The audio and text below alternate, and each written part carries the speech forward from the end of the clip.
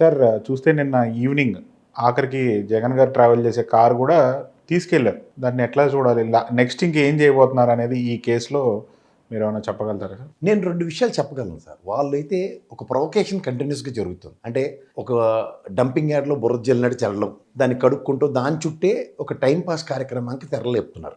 Counter to counter. ఈసారి వైఎస్ఆర్సీపీ కొంచెం స్ట్రాటజికల్గా counter చేయకుండా దాన్ని అలా వదిలేసింది. ఒక ఫ్యాబ్రికేటెడ్ సిచ్యువేషన్తో టైర్ కింద బాడీ పడినట్టు లెంగయ్య 2 seconds రీడివిలో ఉన్నదాన్ని ప్రళయం సృష్టించినంత పని చేస్తారు. కాన్వాయిల విషయం మాట్లాడదాం. గౌరవ ముఖ్యమంత్రి కెపాసిటీలో చంద్రబాబు నాయుడు గారు 2 యాక్సిడెంట్లు జరిగాయి. ఒకటి 70 సంవత్సరాల ముసలావిడ, ఇంకొక అతనైతే ప్రభుత్వ ఉద్యోగి. సో ఆ రోజు ఏదైనా ఇలా చంద్రబాబు నాయుడు గారిని కానీ లేకపోతే ఆ కాన్వాయిల వెహికల్ని కానీ సీజ్ చేసిన ఉదంతం ఉందా?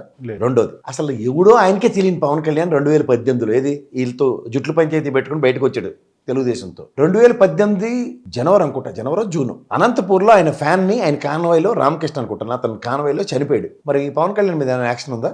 ఎందుకంటే అప్పుడు ఆయన రాజకీయాలకు అతీతంగా ఉన్న వ్యక్తి. ఏది రాజకీయాలు అతీతం అంటే ప్రత్యక్ష రాజకీయాల్లో గెలుపు ఓటమి లేదు. అప్పుడు 2018 టైంలో ఆయన నిలబడలే కదా, 19 ఎలక్షన్లో నిలబడ్డాడు. ఆయన రాజకీయంగా ఒక పార్టీ పెట్టుకుని ఉన్న వ్యక్తి తప్ప అతనికి ఇండివిజువల్ డిస్కషన్ లేదు. ఆ మాటకు వస్తే తెలుగుదేశంతో తగ్గు పెట్టుకుని కూడా బయటకు వచ్చాడు ఆయన కదా. మరి అటప్పుడు ఆ కాన్వాయ్ మీద ఒక ఇండివిజువల్ హ్యూమన్ బీయింగ్ చేసిన పని ఎందుకు చేయలే? ఉదాహరణకి సల్మాన్ ఖాన్ గారి ఫుట్పాత్ ఎక్కి చంపేయడానికి కేసుల్లో ఆయన కోర్టుల చుట్టూ జైలు తుప్పుడు తిప్పారు కదా, అలాంటి ఈక్వల్ స్టేటసే కదా, హీరోటిక్కే కదా, అవునా కదా? అది లేనప్పుడు ఇక్కడ జగన్మోహన్ రెడ్డి విషయం మాట్లాడు. జగన్మోహన్ రెడ్డి గారి విషయంలో నిన్న మొన్న మాట్లాడుకుంటుంది ఎస్పీ గారు కాన్వాయ్ కాంది అని చెప్పి, తర్వాత కాన్వాయ్ అన్నది ఒక వీడియో ఫుటేజ్ ఆధారంగా అన్నది ఎస్టాబ్లిష్ అవ్వకుండా ప్రతి చర్యలు. ఇవాళ నాకు తెలిసి ఇంకా అంబట్రాంబాబు, విడుదల రజని, నెక్స్ట్ అవినాష్ గారివి 4-5 కార్లు, మొత్తం 13 కార్లు ఎన్నో ప్లాన్ చేశారు ఇవాళ సీజ్ చేయడానికి. ఇక్కడ నేను అంటుంది ఏంటంటే, నేను రాత్రి వచ్చి పోలీస్ డిపార్ట్మెంట్ ఆ వెహికల్ సీజ్ చేసింది. గవర్నమెంట్ పరంగా ఇచ్చిన ఆయన కాన్వాయ్లో బుల్లెట్ ప్రూఫ్ వెహికల్, అది నేను ఒకేలా ఉన్నాం. అట్లాంటి వెహికల్లో అతనికి కుదరకే కదా ఫస్ట్ టైం ఆయన అక్కడికి వినుకొండ వెళ్తున్నప్పుడు రషీద్ మరణంకి అది మొరాయించబట్టే అద్దాలు దిగవు, పైపచ్చు అదేంటది ముందు అద్దం బద్దలై ఉంది. ఈ కారణాలతో కదా ప్రభుత్వ వెహికల్ వద్దని ప్రైవేట్ వెహికల్ ఆయన అంతటా ఆయన బుల్లెట్ ప్రూఫ్ చేసుకుని వెళ్తున్నాడు. బుల్లెట్ ప్రూఫ్ ఏమైనా రాత్రి తయారైపోద్ది ఒక వెహికల్. సో ఇందులో పూర్వపరాలు ఏవి తేలకుండా ఆల్రెడీ ఆ యాక్సిడెంట్ ఏదో 0001 వెహికల్ నల్లపాడు పోలీస్ స్టేషన్ వెనకాతల నెంబర్ ప్లేట్లు తీసి సీజ్ అయ్యి ఉంది. ఎవరైతే ఆ రోజు మీరు సస్పెక్ట్ చేశారో లేదా వాళ్ళే చేశారని మీరు ధృవీకరించిన తర్వాత వాళ్ళిద్దరు అరెస్టు, తర్వాత స్టేషన్ బెయిల్ పూచీకత్తు బయటకు వదిలేరు. ఇది ఎక్కడ విడూరం? ఈ జగన్మోహన్ రెడ్డి వెహికల్ సీజ్ చేయడంలో ఫస్ట్ ప్రైమా ఫేజ్లో వాళ్ళ పార్టీ వాళ్ళు ఎవరో ఒకరు దాంతోపాటు ఎందుకు ఎస్కార్ట్ వెళ్ళలేదు? ఎందుకంటే ప్రమాదాన్ని కీడించి మేలించాలి. ఒక 4-5 రోజులు డెవలప్మెంట్లో ఒక బాడీనే దాని కింద పోర్ట్రేట్ చేసి అది ఆర్టిఫిషియల్ ఇంటెలిజెన్సో లేకపోతే ఏదో ఫ్యాబ్రికేటెడో తర్వాత విషయం. ఎందుకంటే పోలీస్ వ్యవస్థ దాన్ని విశ్వసనీయంగా నమ్ముతూ దాని మీద ప్రొయాక్టివ్నెస్ చూపిస్తున్నప్పుడు వైఎస్ఆర్సీపీ పరంగా ఎవరో ఒకరు ఆ వెహికల్ని ఎస్కార్ట్ చేసి ఆ వెహికల్ మేము ఉంటాం, మా పర్యవేక్షణలో దాన్ని ఇన్స్పెక్ట్ చేయాలి. ఎందుకంటే కేసు రీకన్స్ట్రక్ట్ చేసి ఉదంతంలో ఎక్కడో దగ్గర దాన్ని మన సమక్షంలో చేస్తారు కదా కేసు రీకన్స్ట్రక్షన్ అంటే. మీకు ఇంకో రెండో విషయం, ఇందులో కీడించి మేలించాలన్న దగ్గర పొద్దు నుంచి తలసేల రఘురాము అప్పిరెడ్డి మీద ఏం నడుస్తున్నాయి సోషల్ మీడియాలో చూసుకోండి ఒకసారి. వీళ్ళు పోలీసులతో కొయిలేడి వీళ్ళే మేనేజ్ చేస్తారన్నది ఫెయిల్డర్ కొట్టేశారు ఆల్రెడీ. ఎంత జరుగుతుంటే అధికారంలో మీరున్నారా వాళ్ళు ఉన్నారో ఒకసారి తేల్చుకోమనండి. ఇవి ఎక్కడ అట్రిబ్యూట్ అవ్వట్లేదా? ఎవరు పట్టించుకోవట్లేదా? తెలిసి చేస్తున్నారా, తెలియజేస్తున్నారు. తర్వాత మీరు వైఎస్ఆర్సీపీ నుంచి ఒకటి అబ్జర్వ్ చేయండి, పత్రికా ముఖంగా కానీ లేదంటే ప్రెస్ మీట్ పెట్టుకుని ఎవడన్నా ఖండించాడు. ఏంటిది జగన్మోహన్ రెడ్డి గారి వెహికల్ సంబంధం లేని వెహికల్ మేము ఉన్నాం ఆ రోజు అక్కడ. ఎందుకంటే అన్ని ఛానల్లో లైవ్ ఇచ్చే కదా సార్, ఒక లైవ్ వీడియో ఫుటేజ్ ఎందుకు తీయలేకపోతున్నారు? అందులోంచి ఆ పర్టికులర్ స్టిపులేటివ్ టైంలోనే జరిగింది కదా, ఎందుకు తీయలేకపోతున్నారు ఎవరైనా? పోలీసులు కూడా చాలా డిప్లొమాటిక్ యాక్షన్ జరుగుతుంది అటు నుంచి చూసి మీరు గమనిస్తే. ఆ బాడీ ఉన్న వీడియో 2 సెకండ్లదే చూపిస్తున్నారు. బాడీ బయటికి ఎలా వచ్చింది? చనిపోయిన వాళ్ళు లింగయ్య అనుకోండి సార్, మాటకి సింగయ్య కదా ఆయన. సింగయ్యే అయితే ఆ తర్వాత జరిగిన పరిణామాలు చూసాం కదా. అతన్ని చెట్టు కింద నుంచి తీసుకొచ్చి రోడ్డు మీద పడుకోబెడితే ఆయన కాలు మీద కాలు వేసుకుని తర్వాత పంచనామా రిపోర్ట్ ఉంది, మీకు డిస్ప్లే చేయండి ఆయనకి. అట్లా చిన్న చిన్న గాయాలు తప్ప ప్రాణం చచ్చిపోయేంత పరిస్థితి లేదు కదా. ఆయన అంబులెన్స్లో, నేషనల్ హైవే అంబులెన్స్లో ఒక ఏఎస్ఐ గారు ఆటోలో కానీ వెహికల్లో కానీ తీసుకెళ్తా ఉంటే వద్దని చెప్పి నిలువరించి 20 నిమిషాల పైసలకి అంబులెన్స్ వస్తే దగ్గర తీసుకెళ్లారు. అంబులెన్స్లో ప్రాణం నిలబడదా, ప్రాణం పోద్దా? పోనీ ఉదాహరణకి ఆయనకి క్రష్ అయిపోయింది, ఊపిరి అందట్లేదు అంత అంటే 28 నిమిషాల దగ్గర ఆయన హైవేలోనే ఉన్నాడు కదా విత్ బ్రీదింగ్. అండ్ పంచనామా రిపోర్ట్లో కూడా ఎక్కడ తీవ్ర గాయాలి, షోల్డర్ ఇంజరీ తప్ప ఇంకేది ఎస్టాబ్లిషే కాలే అంత సివియర్నెస్. ఇప్పుడు కర్మగాలి ఆ బ్లడ్ స్టెయిన్స్ దాని కింద పూసి ఈ వెహికల్ ఎస్టాబ్లిష్ చేస్తే వైఎస్ఆర్సీపీ దగ్గర డిఫెన్స్ మెకానిజం ఏంటి? ప్రాబిలిటీస్ ఉన్నాయి కదా. వీళ్ళ కస్టడీలో లేదు, పోలీస్ కస్టడీలో ఉంది ఆ వెహికల్. ఏదైనా అద్భుతాలు జరగవచ్చు కదా. కాన్స్పిరసీ థియరీ, అడాప్టబిలిటీ, దాన్ని ముందుకు తీసుకెళ్లే కాన్సెప్ట్లో బ్లడ్ స్టెయిన్స్ దాని కింద పెట్టారు. లేదా ఒక చెప్పాలంటే కంటిన్యూస్గా పోలీస్ ప్రొటెక్షన్ అన్నది ఏ విధంగా ఇస్తున్నారో అనిత గారు ఒకసారి చంద్రబాబు నాయుడు గారి దగ్గర 7-8 ప్రాణాలు పోయినప్పుడు ఆవిడ మాట్లాడింది ఏంటంటే, ఇంటెలిజెన్స్ ఫెయిల్యూరు, ఇంటెలిజెన్స్ ఏ విధంగా ప్రవర్తిస్తుంది, అసలు అపోజిషన్ లీడర్ బయటికి వెళ్తే అన్న దగ్గర మీరు ఈ విషయంకి వస్తే ఇదే అనిత గారికి ఇదే ఇంటెలిజెన్స్ వాళ్ళ కిందే పనిచేస్తున్నప్పుడు పోనీ ఇంటెలిజెన్స్ ఆఫీసర్లు గతంలో ఏబీ వెంకటేశ్వర్లో మొన్న ఆంజనేయులు మీ దగ్గర 2 టర్ముల్లోనూ వాళ్ళతో అందరికీ అయిపోయింది. వీళ్ళు సస్పెండ్ చేశారు, వీళ్ళు సస్పెండ్ చేసినంత పని చేశారు. వాళ్ళతో ఏం కాదని అందరికి తెలిసిపోయింది కదా. ఇప్పుడు మీకు టెస్టింగ్ మాడ్యూల్లో ఆయన ఫస్ట్ వినుకొండ వెళ్ళారు, తర్వాత పొదిలి వెళ్ళారు, రాప్తాడు వెళ్ళారు, తర్వాత తెనాలి వెళ్ళారు, మీరు అదేంటి గుంటూరు మిర్చి ఆడికి వెళ్ళారు. 5 ఉదంతాలు మీ దగ్గర ఉన్నప్పుడు ప్రజావేలు ఎలా ఉందో ఇంటెలిజెన్స్ మాట దేవుడారు నేగడే బేరైతో క్లియర్గా కనబడుతుంది కదా. ఈ పర్యవసానాల్లో పోలీస్ ప్రొటెక్షన్ ఏ విధంగాలలో గత మీ అనుభవంతో కూడా మీరు మాట్లాడిన మాటల్ని ఆపాదించి చూసినా సరే ఎక్కడ న్యాయం కనబడుతుంది అనిత అమ్మగారు? మీరు గౌరవ హోమ్ మినిస్టర్ పరిధిలో ఉండి మేము ఇంతమందిని డిప్లాయ్ చేస్తామని ఎక్కడ 1000 మంది తక్కువ లేకుండా డిప్లాయ్ చేస్తున్నారు. కానీ వాళ్ళందరూ ఎక్కడికక్కడ నిలువరించడానికి కానీ ఎక్కడ రోప్ పార్టీలు ఉన్నాయా లేదా? జగన్మోహన్ రెడ్డి గారితో పెర్మిషన్ వచ్చినప్పుడు సార్ ఇంతమంది మీకు తండోపతండాలుగా వస్తున్నారు, కొన్ని కూడల్లో వాళ్ళని 2 నిమిషాలు 3 నిమిషాలు మీరు బయటకు వచ్చి దండం పెట్టి కార్యక్రమం పెట్టుకోండి, మీ నాయకుల్ని సమన్వయపరచండి, వాళ్ళని రోడ్డుకి అవతల పక్క ఇలాగా ఒక ఖాళీ ప్రదేశంలో వాళ్ళని ఇచ్చేయండి. ఇలా డైలాగ్ ఎందుకు ఓపెన్ అవ్వలే? బికాజ్ మీరు ఎంత యాంటిసిపేట్ చేస్తున్నారు కదా. పైబచ్చు ఈ అంబటి రాంబాబుని, విడుదల రజని వీళ్ళందరూ పేర్లు ఎట్టేస్తున్నారు కదా. గతంలో మిర్చియాడ్లో ఆయన ఎవరు పేరు ఆయన లేకపోయినా సరే పేరు ఎట్టేశారు కదా. ఇప్పుడు మీకు ఎంత తెలుస్తున్నప్పుడు ఇలాంటి అన్అవాయిడబుల్ సిచ్యువేషన్స్ మీకు అట్రిబ్యూట్ అవుతున్నాయి తెలిసినప్పుడు వాళ్ళందరినీ గృహ నిర్బంధం ఎందుకు చేయట్లే? మీకు లాండ్ ఆర్డర్ మీద కన్సర్న్ ఉందని ఇంత కబుర్లు చెప్తున్నారు కదా మీరు. వాళ్ళని ఫస్ట్ గృహ నిర్బంధాలు చేయకుండా వాళ్ళతో పాటు సమూహాలు తీసుకెళ్ళడానికి మీరే ఇండైరెక్ట్గా పర్మిషన్స్ ఇస్తూ it is not a police provocation. వ్యవస్థ తురుగా మీరు ప్రొవకేట్ చేసుకుంటూ ముందుకెళ్తే ఇప్పుడు హీరోటిక్ వర్షన్స్ చూపించకుండా నాయకుడైన సన్నాస మంటలు పెట్టుకుని రాజకీయాలు చేయడానికి వచ్చాడు ఎవడన్నా. అంబటి రాంబాబు క్యాండర్తో వెళ్తూ ఉంటాడు, ఆయన అధినాయకుడు వస్తున్నాడు. ఎవరైనా సరే మనకి 40% ఓటు బ్యాంక్ ఉంది సార్, నేను ఓడిపోవడం ఏంటి, ఎలా ఓడిపోయా, ఏం చేసావా అని తిడతాడు కదా ఎవడన్నా అధినాయకుడు. అప్పుడు బల ప్రదర్శనే కదా చేస్తారు ఎవరన్నా. నా వెనకాల ఎంతమంది వచ్చారో చూడండి సార్ అని. అది రాజకీయ నాయకుడు ప్రాథమిక సూత్రం. మన దగ్గర అంబటి రాంబాబు గారు ఏమో సార్ మీరు బరికెళ్ళి పెట్టారు కాబట్టి మేము ఇంటికి వెళ్ళిపోతాం, మా జగన్మోహన్ రెడ్డి గారికి చెప్పండి మేము ఎంతమంది వచ్చాం అని చెప్పి ఓ సెల్ఫీ తీసుకుని పోతాడా? అలా కరోనాలో తెలుగుదేశం నాయకులందరూ అదే పని చేసేవారు. ఏటర్ చేశారంటే ట్రాక్ షూట్లు వేసుకుని సెల్ఫీ తీసి ఫేస్బుక్లో అప్లోడ్ చేసి కూర్చునేవారు. ఇవి ఎప్పుడైనా సరే జరుగుతున్నప్పుడు ప్రభుత్వ పరంగా ప్రొవకేషనే జరుగుతుంది. ఫైనల్గా ఇప్పుడు ఏం జరగబోతుంది సార్?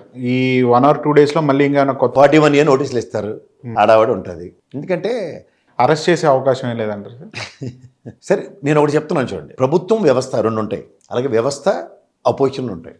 ప్రభుత్వం అధికార దుర్వినియోగం చేస్తే వ్యవస్థ పరిరక్షణకు వస్తుంది. అదే అపోజిషను దుర్వినియోగం చేస్తే ప్రభుత్వం వ్యవస్థ రెండిటితోనూ ప్రెజర్ పెడతాం ఉన్నప్పుడు వ్యవస్థ అపోజిషన్ పక్కన నిలబడుతుంది. ఇది గమనించండి ఎవరైనా సరే. ఎందుకంటే ఇప్పుడు కొమ్మినేని గారి విషయం తీసుకోండి, నిన్న కృష్ణరాజు విషయం తీసుకోండి. కృష్ణరాజు బెయిల్ పిటిషన్ మీద గౌరవ హైకోర్టులో వాదనలో ఏర్పడితే ఆ కేసులన్నీ ఇన్ని పెట్టరు, ఒకటే అమరావతి హైకోర్టులోనే దీని మీద న్యాయం ధర్మం పరిరక్షించబడద్దని చెప్పబడింది. అంటే వ్యవస్థ అక్కడ ప్రొయాక్టివ్నెస్ చూపిస్తుంది, ప్రభుత్వం ఇంబెన్స్ ప్రెజర్ పెడుతుంది, వ్యవస్థ నెట్టనిల్లుగా నిలబడుతుంది. ఈ వ్యవస్థ ఉన్నంతకాలం వ్యవస్థతో ప్రభుత్వాలు ప్రజాప్రభుత్వాలు గేమ్ చేద్దాం అన్న దగ్గర వ్యవస్థ పరిరక్షిస్తుందన్న ప్రాథమిక సూత్రానికి ఎవరైనా కట్టుబడి ఉండాలి.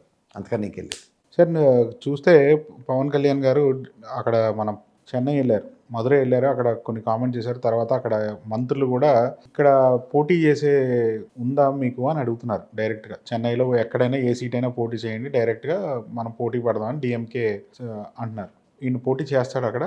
సార్ మరీ మీరు ఒక జర్నలిస్ట్ అయ్యండి, ఒక ఛానల్ అధినేత అయ్యండి, మీరు కామెడీ మాత్రం చేయకండి సార్. నేను కామెడీ చేయట్లేదు. ఎందుకంటే మీకు ఒక మాట చెప్పాను, వాళ్ళు అడిగారు, దానికి మీకు ఎందుకు చెప్తున్నానంటే సాధారణంగా ప్రాంతీయ పార్టీలు ఉంటాయి. ప్రాంతీయ పార్టీలో ఉప ప్రాంతీయ పార్టీ ఏదంటే జనసేన పార్టీ. పేరుకి ప్రాంతీయ పార్టీ అని పెట్టుకున్నది, ప్రాంతీయ ఉప ప్రాంతీయ పార్టీ అని పేరు పెట్టుకోవాలి. ఎందుకంటే ఉత్తరాంధ్ర ఉభయ గోదావరి జిల్లాలు తప్ప రాయలసీమలోనే ఆంధ్ర రాష్ట్రంలో దిక్కులేదు. అంటే దాన్ని తెలుగులో అర్థమయ్యే భాషలో చెప్పాలంటే ఉట్టికెగరలేనమ్మా స్వర్గానికి ఎగిరిందనో సామెత ఉంటుంది. ముందు ఇక్కడ నీ ఏడుపేదను వేడుచుకుంటే తర్వాత అక్కడ ఏడుపు గురించి ఆలోచించవచ్చు. లేదా మీ కర్ణాటక రాష్ట్రంలో కుమారస్వామి లాగా ఓవర్ యాక్షన్ చేసి అంత సామర్థ్యం ఉండి 20-30 స్థానాలు గెలిచినా ముఖ్యమంత్రి అయిపోయే అంత కెపాసిటీతో సార్ చూపించి, అరే మాజీ ముఖ్యమంత్రి ఎక్కడికైనా వెళ్ళి మాట్లాడతాడు, మా వాడు సామర్థ్యం ఇది అని ఎక్కడైనా ప్రూవ్ అయితే ఎస్టాబ్లిష్ అయితే అప్పుడు వెళ్ళి ఏమైనా ప్రవచనాలు చెప్తే పక్క రాష్ట్రాల్లో ఎవడని అంటాడు. అంటే యాక్టర్ సత్యరాజ్ గారు కూడా కామెంట్ చేయాల్సిన అవసరం ఎందుకు వచ్చింది? తమిళనాడు రాష్ట్రం మీద ఏగవాలితే వాళ్ళ పార్టీలకు అతీతంగానూ మేము హీరోలు యాక్టర్లు అన్న అతీతంగా అందరూ ఏకతాటి మీద ఒకటే సమాధానం చెప్తారు. బయటోడు లోపటోడికి బయటోడు వచ్చి మాట్లాడితే వాళ్ళందరూ ఒకటే మాట మీద ఉంటారు. మనలాగా ఎడ్డిమాలో ఒకళ్ళు ఉండరు. వాళ్ళు పవన్ కళ్యాణ్ అన్నట్లే అని దులుపుకుని వెళ్ళిపోరు మిగిలిన హీరోల్లాగా. వాళ్ళందరూ ఒకటే మాట మీద ఉంటారు. ఏ ఊరు నువ్వు ఏడొచ్చి మాడుతున్నావు, మా దగ్గర నుంచి మిమ్మల్ని ఆర్తపల్లం పెట్టి రాష్ట్రం ఆంధ్రప్రదేశ్ ఇచ్చి పంపించాం, మళ్ళీ మన ఎత్తుకొచ్చి మళ్ళీ మీ రాజకీయాలు మా దగ్గర పెడితే కుదరవు అని అర్థం అన్నమాట. సత్యరాజ్ అటు వడివేలు కూడా మాట్లాడుతాడు 2 రోజులు ఆగితే. సార్ ఇంకొక అంశంలోకి వెళ్తే కనుక నిన్న ఏదైతే 1 ఇయర్ మీటింగ్ జరిగిందో మనం చూస్తే మనం ఇంకా కలిసే ఉందాము జనసేన టీడీపీ అని అన్నారు. ఆయనకి ఇంకా ముఖ్యమంత్రి అయ్యే ఆలోచన లేదా సార్ జనసేన తరఫు నుంచి? చేతకాక చేతకానోడు ఎక్కువ బీగలు పోతాడు. ఇప్పుడు చూడండి, ఎప్పుడు వీధుల్లో తగ్గులు ఆయన ఇండివిజువల్గా పోటీ చేస్తే అయ్యే అవకాశం ఏం కనిపించదు. వచ్చి జన్మకు కూడా లేదు అదృష్టం. అది ప్రాంతీయ పార్టీ అయితే మీరు చెప్పొచ్చు, ప్రాంతీయ ఉప ప్రాంత పార్టీ, దానికి అంత అబిలిటీ క్యాపబిలిటీ ఉంటుంది, దయించి ఊహించుకోకండి. పైపచ్చు దానికి నిలబడిన వాళ్ళలో ధైర్యం మొక్కవంతనం ఇలాంటివన్నీ ఉంటే ఈరోజు కాకపోతే రేపు. దానికి ఉదాహరణ కేఏ పల్లెటాడు, ఏనుగు చచ్చినా బతికినా 10,000 సామెతలాగా అలాగే ఉన్నాడు. కనీసం ఆ సేవ కూడా లేదు. దాన్ని ఎలాగే గెలిపించండి, కులపలేని ఓటేండి అని ఒక విధంగా అడుక్కుంటాడు. ఇంకోటి, చంద్రబాబు నాయుడు తెలుగుదేశం సన్నిధానం లేకపోతే మనకు దిక్కే లేదు. అది సెల్ఫ్ రియలైజేషన్. ఈ సెల్ఫ్ రియలైజేషన్ ఉన్నోడితో రాజకీయాలు చేయడం అనేది జరగని పని. రాజకీయాల్లో సోవరేవే ఉంటుంది. సరెండరింగ్ పాలిటిక్స్కి ఎప్పుడైతే తెల్లలేపావో నీ చేతకంతానని అన్ని కోణాలను 360 డిగ్రీస్లో ఎస్టాబ్లిష్ చేస్తుంటారు. ఎస్టాబ్లిష్ ఎప్పుడైతే అవుతావో ఇవాళ నీకు తాత్కాలిక ఉపశమనం దొరికింది, లాంగ్ టర్మ్లో ఉపశమనమే ఉండదు. ఇది ప్రాథమిక సూత్రం రాజకీయాల్లో. బట్ ఆయన వైసీపీ వాళ్ళకి డైరెక్ట్గానే హుకుం జారీ చేశారు కదా, ఎక్కువ చేస్తే తోక కత్తిరిస్తాము అని కూడా ఇప్పుడు కూడా అన్నాడు ఆయన. సినిమా దానికన్నా ముందు ఒకసారి వెళ్ళి సినిమా డైలాగులు సినిమా అయిపోగానే వదిలేండి అని. మరి ఇలా అక్కడ చంద్రబాబు గారు కనపడగానే, సార్ మీరు ఉన్నారా, నాలో ధైర్య సాహసాలు చూపిస్తానంటే ఠక ఠక ఠక డైలాగులు వస్తాయి, సినిమా డైలాగులు. అవసరమా? ఎవరు తోలు తీసేయగలరు, ఎవరికి చర్మాలు తీసేస్తారు? చేయండి ఒకసారి. నిన్న పోలీసు మీ చేతిలో ఉన్న వ్యవస్థతో చేసిన పనికే జాతీయ మానవ హక్కుల కమిషను, SC/ST కమిషన్ వీళ్ళందరూ వచ్చి ఏం చెప్పారో దాని కాన్సిక్వెన్సెస్ ఎలా ఉంటే చూడండి. మిమ్మల్ని నమ్మి పోలీసు వాళ్ళు కనుక ఓవర్ యాక్షన్ చేస్తే కుక్కతో కట్టుకుని గోదావరి ఇదినట్టే. రేపు పొద్దున వాళ్ళకి ఏం ఉద్యోగాలు ఉంటాయి ఊడితే కూడా డౌటే. చేత తాత్కాలిక ఉపశమనాల్లో అధికార దర్పం అన్నది ఉంటే అందరూ మాట్లాడవచ్చు. కానీ అధికారం లేనప్పుడు కూడా అలాగే ఉన్నామా అన్నది ప్రజలు గమనిస్తూ ఉంటారు. సార్ ఎప్పుడు కూడా టీడీపీ ఒకటి ఆరోపిస్తూ ఉంది, భారతి గారు బ్యాక్ ఎండ్లో ఉండి రాజకీయం చేస్తున్నారు, వైసీపీని నడుపుతున్నారు, జగన్మోహన్ రెడ్డి గారు కూడా ఆమె నడిపిస్తూ ఉంది ఇంట్లో కూర్చొని అనేది బాగా ఎప్పుడు ఫీలర్స్ వదిలేదు ఎల్లో మీడియా.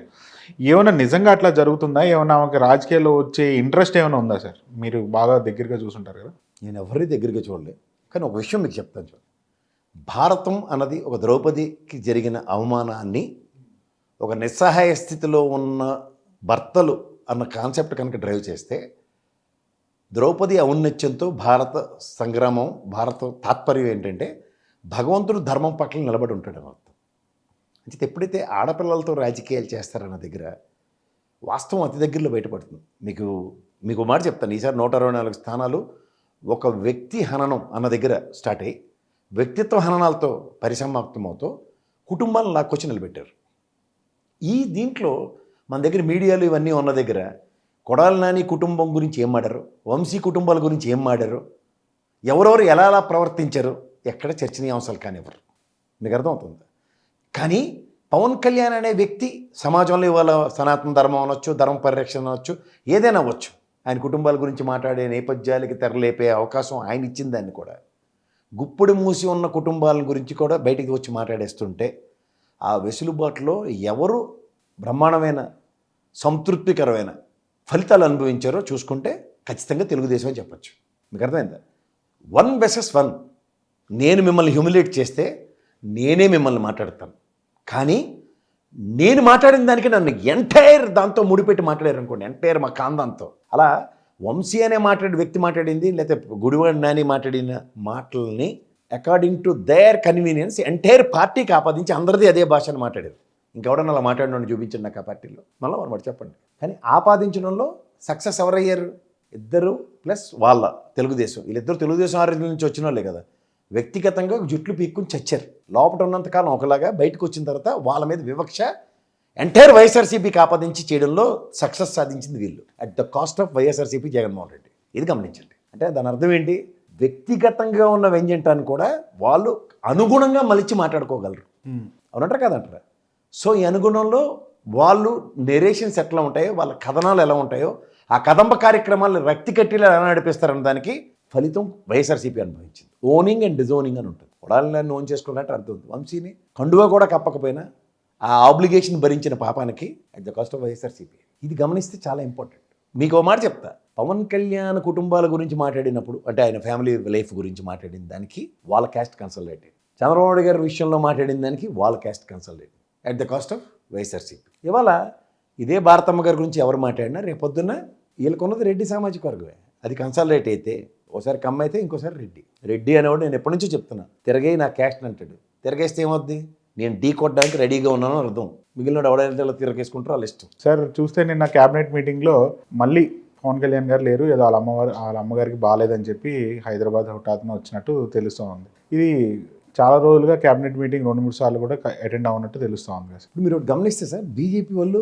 తెలుగుదేశం మేనిఫెస్టోని ముట్టుకోలేదు, ఎలక్షన్ అయిపోయింది గెలిచారు. పవన్ కళ్యాణ్ గారు క్యాబినెట్ మీటింగ్కి ఆబ్సెంట్, నిన్న ఆయన నేనైతే వాకౌట్ అని చెప్తాను. ఎందుకంటే ఇప్పుడు అసెంబ్లీలో మీటింగ్లు జరుగుతున్నప్పుడు అపోజిషన్ పార్టీ నిరసన తెలియజేస్తూ వాకౌట్ చేస్తున్నామని వెళ్ళిపోతారు, ఏదంటే వాళ్ళు చెప్పింది ఏదైనా వీళ్ళకి నచ్చకపోతే. నిన్న నాకు తెలిసి 44,000 ఎకరాల అగైన్ అనదర్ ల్యాండ్ ఎక్విజిషన్ అంటే 34,000 ఎకరాలు ఇచ్చిన 29 గ్రామ ప్రజలకి ఈ రోజు దాకా ఏం న్యాయం జరిగిందో ఒకసారి చూడండి. ఇంకా 33% దగ్గర వాళ్ళకి ఇంకా 1000 గజాలు 200 గజాలు ఎలకేషన్స్ జరగలేదు సిఆర్డీఏ పరంగా. కాబట్టి సిఆర్డీఏ బొంబార్డింగ్ ప్రెషర్ పెడుతుంది, ఏది అక్కడ ఉన్న రైతుల మీద వాళ్ళ మీద. అధికారులు అయితే జులుమే చూపిస్తున్నారు నారాయణ గారి ఆధ్వర్యంలో.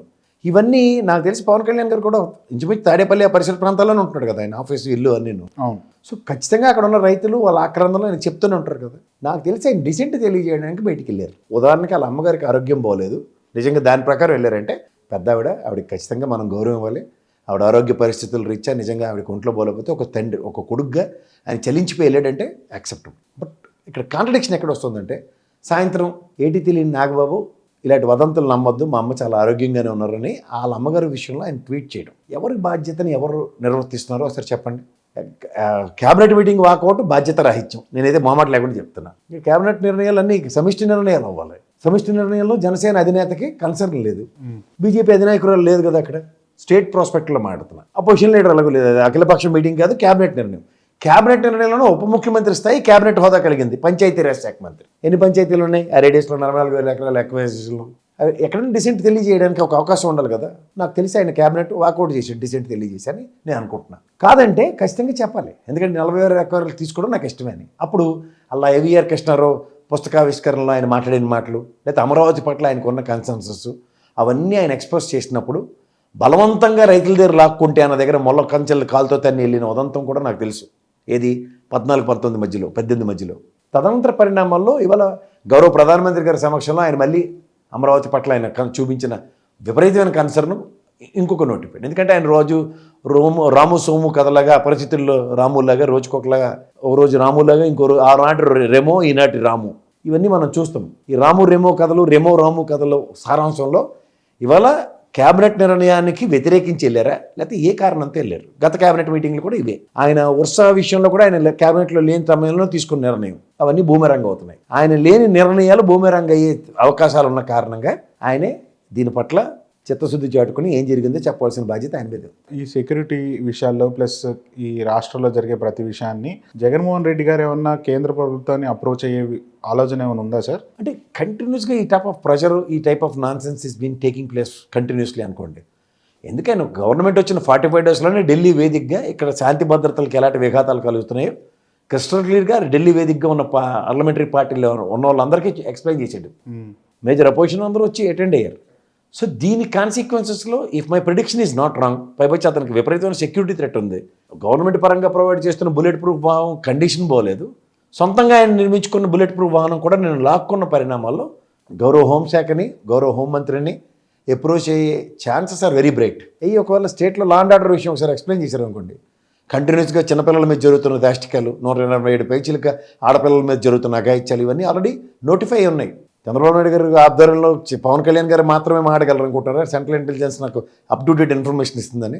జగన్మోహన్ రెడ్డి గారు కూడా మాజీ ముఖ్యమంత్రి కెపాసిటీలో లా అండ్ ఆర్డర్కి ఇంత డీవియేషన్స్ ఉన్న విషయం విత్ సబ్స్టాన్షియల్ ఎవిడెన్సెస్ ఆల్రెడీ చూపించాడు.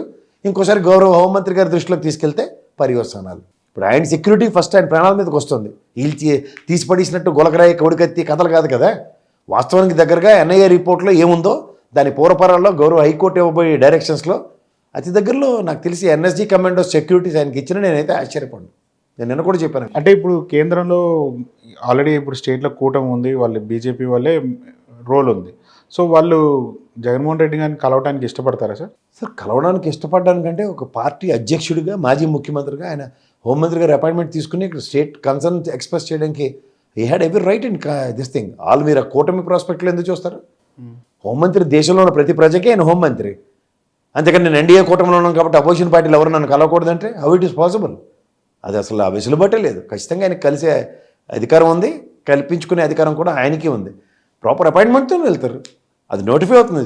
ముఖ్యమంత్రి మాజీ ముఖ్యమంత్రి హోదాలో ఆయన వెళ్ళి అమిత్ షాని కలిసాడంటేనే ఇక్కడ చాలామందికి చాలా రకాలైన వైబ్రేషన్స్ ఉంటాయి. అంటే గతంలో కూడా ఎప్పుడు కూడా వాళ్ళిద్దరికి ఏమి ఎట్లాంటి ఇష్యూస్ లేవు కదా సార్. కానీ ఇక్కడ జరిగే విషయాలు కేంద్ర ప్రభుత్వానికి తెలియదంటారా, లేకపోతే పట్టించుకోవట్లేదంటారా? సార్ ఒకటి గుర్తుంచుకోండి, శంఖంలో పోస్తేనే కానీ తీర్థం అవ్వదు. టిల్ సచ్ టైం నాకు తెలిసి జగన్మోహన్ రెడ్డి గారి కన్నా ముందు ఒక సెట్ ఆఫ్ ఎంపీస్ డెలిగేషన్ వెళ్తుంది. వెళ్ళి కలిసి ఇక్కడ ఉన్న లా అండ్ ఆర్డర్ విషయంలో మా అధ్యక్షుడు పార్టీ అధ్యక్షుడికి వస్తున్న అప్రహెన్షన్స్ చూడండి, వీటిని ఖచ్చితంగా దీన్ని నోటిఫై చేయండి అన్న కోణంలో ఫస్ట్ ఉంటుంది. డైరెక్ట్గా జగన్మోహన్ రెడ్డి గారు వెళ్ళే అంత స్థాయి అయితే ఇంక తర్వాత అది పూర్తిగా ఆనకట్ట తెగిపోయిన దాంతో సమానం.